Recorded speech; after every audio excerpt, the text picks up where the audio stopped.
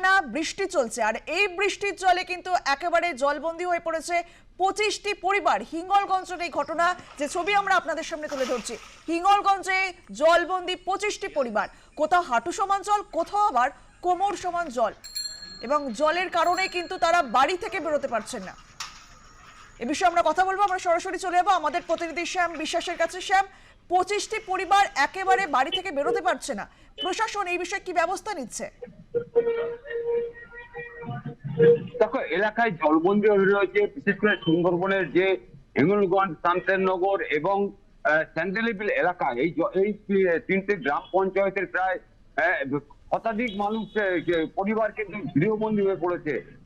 টানা বর্ষণ, এই বর্ষণ এবং নিম্নচাপ দুই জাঁতাকলে পড়ে একেবারে সুন্দরবনবাসী নাজেহাল অবস্থা হয়েছে। একেবারেই বর্তমান যে অবস্থা হয়ে রয়েছে, যে হিঙ্গলগঞ্জ ব্লকের হিঙ্গলগঞ্জ গ্রাম পঞ্চায়েতের এই যে মামুদপুর, এই মামুদপুরের একাধিক গ্রাম একেবারে জলের তলায় চলে গেছে, এমনটাই কিন্তু তারা জানাচ্ছে। এবং তারা বারবার প্রশাসনকে জানিয়েছে, প্রশাসনকে জানানোর পরেও কিন্তু কোন রকম ভাবে কোনো জল নিকাশির ব্যবস্থা করতে পারেনি।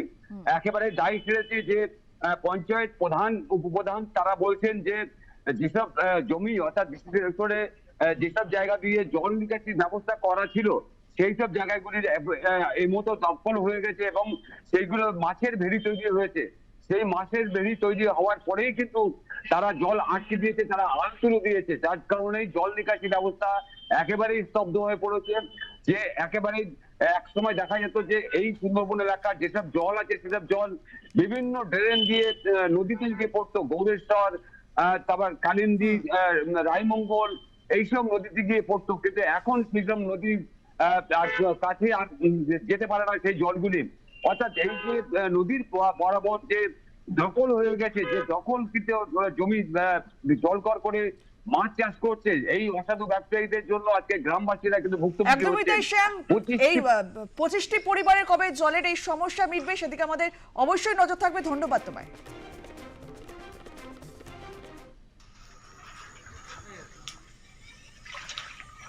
দেখতেছেন কি অবস্থা।